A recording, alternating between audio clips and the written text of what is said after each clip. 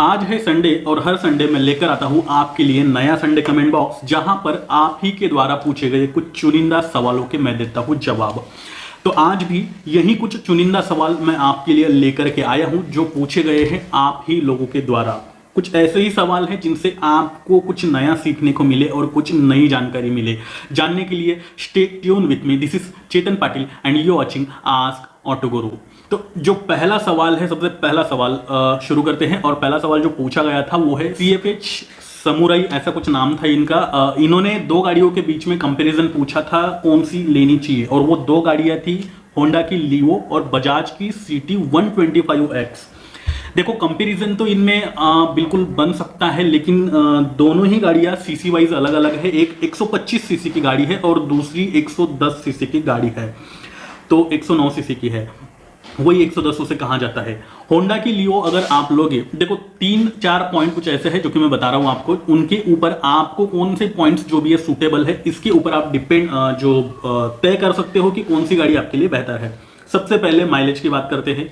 Mileage आपको लियो में कुछ हद तक थोड़ा सा ज्यादा मिलेगा, ज्यादा यानी 4, 5 या 6 किलोमीटर पर लीटर तक का ज्यादा मिलेगा। ऐसा इसलिए क्योंकि इंजन उसका उस तरह से ट्यून करा गया है। उसमें इको मोड में अगर आप चलाओगे 40-45 के बीच में अगर चलाओगे तो वहां पे माइलेज और भी अच्छा मिलेगा। माइलेज आपको बजाज की CT 125X में भी अच्छा मिलेगा, लेकिन सीसी थोड़ा सा ज्यादा होने की वजह से यहां माइलेज आपको कम मिलने लग जाएगा। अदरवाइज बजाज की CT जो रेंज है, प्लेटिना है, CT है, ये वाली जो रेंज है ये माइलेज के लिए ही जानी जाती है, लेकिन यहां पे सीसी बड़ा है, इसलिए सिर्फ और सिर्फ कंपेयर टू लियो के मुकाबले आपको थोड़ा सा कम मिलेगा। पहला पॉइंट। दूसरा, आपको जो खराब रास्ते आते हैं, कंफर्टेबल राइड आपको थोड़ी सी अच्छी बजाज के CT 125X पे मिलेगी। ऐसा इसलिए क्योंकि इसके सस्पेंशंस काफ़ी ज़्यादा अच्छे ट्यून हैं। अगर गड्ढे हैं, लंबी दूरी तय करनी है, या फिर मान लो उबड़ खाबड़ रास्ते हैं, तो वहाँ पे CT आपको ज़्यादा फायदेमंद साबित होगी लियो के मुकाबले। सेकेंड हो गया। थर्ड पॉइंट आपका आता है वो है रिलायबिलिटी, या फिर यूँ कह लो कि राइडिंग एक्सपीरियंस।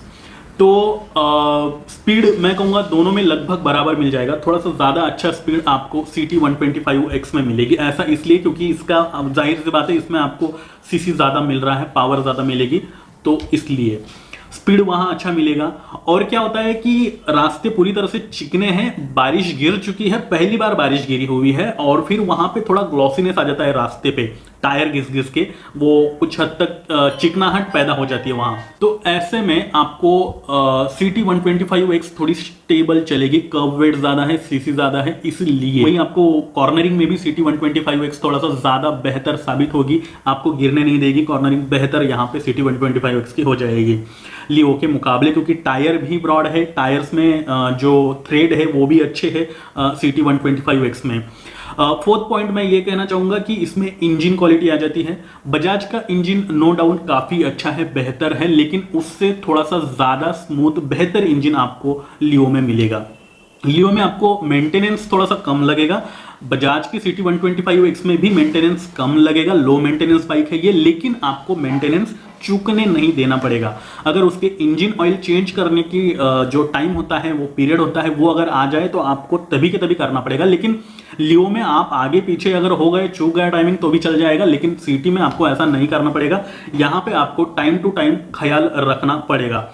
तो यही कुछ पॉइंट्स है स्पीड का मैंने बता दिया। और हाँ, बिल्ड क्वालिटी ऑफकोर्स दोनों ही गाड़ियों में बेहतर है, इसमें कोई दो राय नहीं है। तो यहाँ पे दोनों बराबर जो है पॉइंट्स लेकर के जाते हैं, इसलिए कोई दिक्कत नहीं है। तो आप इन 4-5 पॉइंट जो मैंने कहे, अगर आपको सामान ढोना पड़ता है बहुत ज़्यादा गाड़ी पे, तो भी मैं कहूँगा दोनों ही गाड़ियाँ लगभग सिमिलर परफॉर्मेंस आपको देगी। तो ये चीज़ है। जो पॉइंट्स मैंने बताए उसमें से आपके लिए कौन से पॉइंट फायदेमंद साबित होते हैं, या फिर आपका पर्पस क्या है, इस जो पॉइंट्स है उनके ऊपर आप ये दोनों में से कोई एक गाड़ी खरीद सकते हो। बाकी दोनों ही गाड़ियों का परफॉर्मेंस अब तक अच्छा रहा है, मार्केट में रिव्यूज भी अच्छे रहे हैं।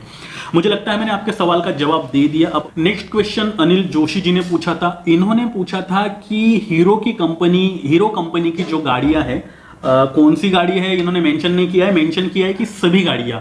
तो हीरो कंपनी की गाड़ियां चौक खींचकर ही क्यों चालू करनी पड़ती है? जो नीचे होता है फ्यूल टैंक के नीचे चौक, उसे खींचकर ही क्यों चालू करनी पड़ती है? कुछ दूरी तय करने के बाद, बंद करने के बाद वापस से उसे चालू करने के लिए चौक खींचना पड़ता है। ये प्रॉब्लम सिर्फ हीरो कंपनियों की गाड़ी में है या फिर सभी कंपनियों के गाड़ी में है?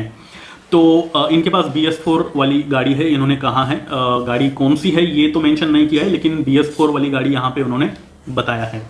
तो अनिल भाई देखो, ऐसा है कि चौक खींचकर गाड़ी चालू करना, ये BS4 जब कार्बोरेटर आया करता था, कार्बोरेटर अब बंद हो गया, अभी सब जगह फ्यूल इंजेक्शन आ गया है, तो ये प्रॉब्लम नहीं है किसी भी गाड़ी में।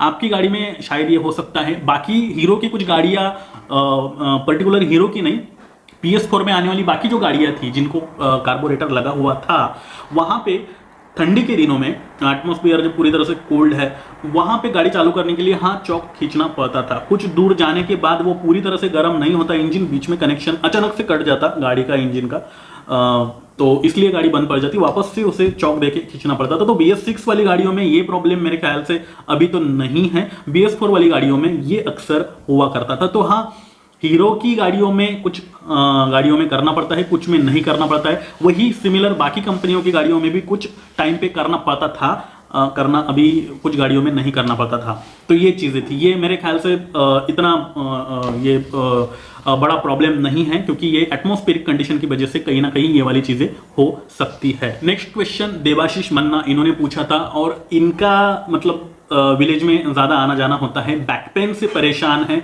बेस्ट सस्पेंशन वाली 125 सीसी की कोई गाड़ी इन्हें सजेस्ट करे। देखो ऐसा है, मैंने अभी पहले सवाल जो मेरा फर्स्ट क्वेश्चन था उसमें मैंने बताया कि बेस्ट सस्पेंशन बजाज के होते हैं। ऐसा नहीं है कि सिर्फ बजाज के होते हैं, लेकिन बाकी कंपनियों के मुकाबले इनके सस्पेंशन अच्छे होते हैं। अब यहाँ पे बेस्ट सस्पेंशन वाली गाड़ी आपको पहले तो मैं बजाज सिटी 125X ये कहीं ना कहीं बताना चाहूंगा। सेकेंड ऑप्शन, अगर आप थोड़ा स्पोर्टी लुक देखना चाहते हैं तो पल्सर 125 आती है, NS की बात नहीं कर रहा हूं मैं, जो अपनी नॉर्मल पल्सर आती है वो ले सकते हो आप। और अगर बजाज की तरफ नहीं जाना है तो फिर आप SP 125 ले सकते हो, लेकिन SP 125 के सस्पेंशंस मिड लेवल में आ जाते हैं, बजाज के सबसे अच्छे आ जाते हैं, उसके बाद होंडा के, और फिर हीरो के, फिर यामाहा वगैरह वगैरह बाकी होके आते हैं। तो हीरो के सस्पेंशंस, इनकी दो गाड़ी आती है, ग्लैमर आती है और दूसरी स्प्लेंडर, सुपर स्प्लेंडर आती है। तो सुपर स्प्लेंडर के सस्पेंशंस तो हार्ड है, स्टीफ है, वही सेम सस्पेंशंस ग्लैमर में भी आपको मिलेंगे। बाकी SP होंडा की जो आती है उसमें कहीं ना कहीं आपको अच्छे सस्पेंशंस मिल जाएंगे, उससे बेहतर बजाज में मिलेंगे, जैसे मैंने अभी कहा। तो इन में से कोई एक आप चूज कर सकते हो, कंफर्टेबल राइड आपको मिलेगी। लेकिन मैं ये कहूंगा कि गाड़ी चाहे कोई भी हो, सस्पेंशंस भी अपना काम बेहतर से अच्छे से करते भी हैं। तब भी आप अगर बैक पेन से परेशान हैं तो मैं कहूंगा ज्यादा गाड़ी मत चलाओ। काम जब है आपका जरूरी, वो भी तब ही गाड़ी आप चलाओ, अदरवाइज मत चलाओ, क्योंकि बैक पेन फिर बढ़ते जाएगा आपको, और फिर कार से भी तकलीफ होने लग जाएगी बाद में। इसलिए मैं आपको अभी सजेस्ट करना चाहूंगा कि ज्यादा गाड़ी मत चलाओ, टू व्हीलर मत चलाओ, इससे बैक पेन होता ही होता है। नेक्स्ट क्वेश्चन राजेश शर्मा जी ने पूछा था, इन्होंने वही इलीगल वाले सवाल पूछे हैं जो कि हर हफ्ते आ रहे हैं आजकल। इन्होंने पूछा था कि अगर LED fog lamp handle bar पे लगाए, जो हैंडल बार होता है, तो वहां पे अगर लगाए कोई चालान तो कटेगा नहीं ना, ये इनका क्वेश्चन था। देखो ये मतलब ये लीगल है या फिर इलीगल है? देखो ऐसा कोई भी मॉडिफिकेशन, हर बार मैं कहता हूं, अभी भी कह रहा हूं, ऐसा कोई भी मॉडिफिकेशन जो कि आपके RC बुक में मेंशन नहीं है वो इलीगल है। ये इंडिया के लॉ है। मैं इनके साथ तो बिल्कुल नहीं हूं, लेकिन खिलाफ भी नहीं हूं, क्योंकि ये लॉज बनाए गए हमारी सेफ्टी के लिए है। लेकिन ऐसे ऐसे लॉ है जिनका हमारा कुछ लेना देना ही नहीं है। अब फॉग लैंप से भी मेरे ख्याल से दिक्कतें आएगी, लेकिन अगर आप किसी ऐसी जगह पे रह रहे हो जहां पे कोई देखता ही नहीं है आपको, वहां जो मर्जी मॉडिफिकेशन कर सकते हो। लेकिन ये मॉडिफिकेशन लीगल है या फिर इलीगल है, ये अभी कह पाना मुश्किल है, क्योंकि इसका जिक्र उनकी पूरी वेबसाइट पे कहीं पर भी मुझे दिखा नहीं। इस सवाल को भी मैंने लेने से पहले पूरी वेबसाइट छानी, देखी, तो वहां पर मुझे इसका कोई कुछ दिखा भी नहीं कि ये लगाना लीगल है इलीगल है। हाँ, हेडलाइट के बारे में दिखा है। हेडलाइट कैसा है कि अगर आपने हेडलाइट पूरी तरह से चेंज कर दिया, कलर चेंज कर दिया, जहां पे गोल था वहां पे आपने पूरा एक स्क्वायर में लगा दिया, 2-4 एक्स्ट्रा लगा दिए, वो कहीं ना कहीं इलीगल है, क्योंकि सामने वाले के आंखों पे आता है और फिर एक्सीडेंट के चांसेस होते हैं। तो ये इलीगल है मैं कहूंगा। लेकिन आप फॉग लैंप की बात कर रहे हो, फॉग लैंप भी कुछ हद तक वैसा ही होता है, तो मुझे ऐसा लगता है, आई एम नॉट श्योर मेरे भाई शर्मा जी, लेकिन आप इसका फिर से एक बार किसी RTO वाले जानकार बंदे से जाकर पूछ सकते हो इस सवाल को।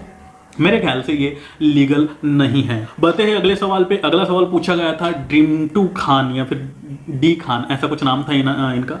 इन्होंने पूछा था कि सर्विस सेंटर वाले बोल रहे हैं इनकी बाइक में सिर्फ हीरो का ऑयल डालने का, हीरो का ही ऑयल डालने का, क्योंकि इनके पास हीरो की बाइक है। तो इनका सवाल ये है कि क्या हीरो के अलावा कैस्ट्रॉल या फिर किसी और कंपनी का जो ऑयल है वो गाड़ी में डाला जा सकता है, और अगर डाला जा सकता है तो इससे कुछ प्रॉब्लम तो नहीं होगा।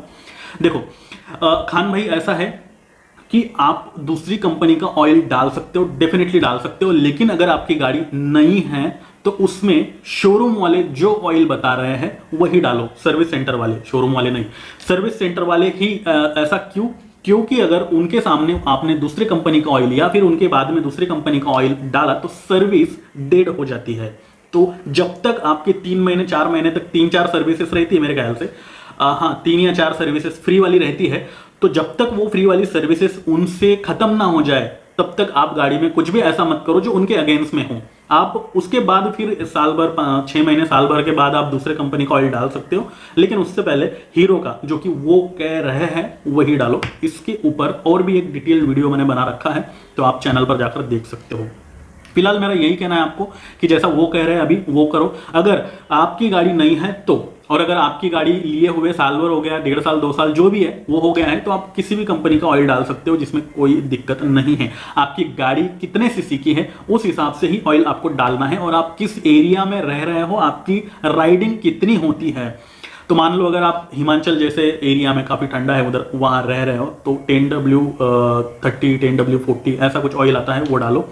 और अगर आप मतलब जैसे राजस्थान वगैरह जहाँ ज़्यादा धूप पड़ती है वहाँ रह रहे हो, तो वहाँ 20 से शुरू होने वाला ऑयल डालो, 2040 2030 2050 ऐसे ऑयल डालो। अब गाड़ी के हिसाब से, ये बस मैंने एग्जांपल दिए, आपके पास कौन सी गाड़ी है मुझे पता नहीं है, कौन सा ऑयल आप डाल रहे हो ये भी पता नहीं है, आपने कंपनियां पूछी मैंने बता दी, तो यही है। तो बस आज के लिए इतना ही, खत्म करते हैं आज का संडे कमेंट बॉक्स। अगर आपके भी कुछ सवाल है तो कमेंट में जरूर पूछिए, मैं अगले हफ्ते उन्हें उठाने की कोशिश करूंगा, और अगर नहीं ले पाया तो उसके अगले हफ्ते ले लूंगा, लेकिन जवाब जरूर मिलेगा। अगर आप चाहते हो कि आपके कार और बाइक से रिलेटेड सभी तरह के सवालों के जवाब आपको एक ही चैनल पर अवेलेबल हो जाए, ऐसा आपको लगता है, तो ये चैनल सिर्फ आपके लिए है, इसे सब्सक्राइब करना ना भूलें। और साथ ही अगर अभी भी आपने मुझे इंस्टा ट्विटर फेसबुक पर फॉलो नहीं किया है तो वहां पर जाकर आप मुझे फॉलो करके आपकी दुविधाएं पूछ सकते हो, जिनकी लिंक मैंने नीचे डिस्क्रिप्शन में दे रखी है। फॉलो करना तभी क्वेश्चन पूछना, ताकि मैं जवाब जल्दी से दे पाऊं। विदाउट फॉलो जवाब नहीं मिल पाएगा आपको। सबकी अपनी अपनी जो होती है स्ट्रैटेजी होती है, मुझे भी मेरे फॉलोअर्स बढ़ाने हैं। और अब मैं चेतन पाटिल लेता हूं आपसे विदा, फिर से मिलता हूं ऐसे ही किसी नए इंटरेस्टिंग वीडियो के साथ। तब तक के लिए नमस्कार।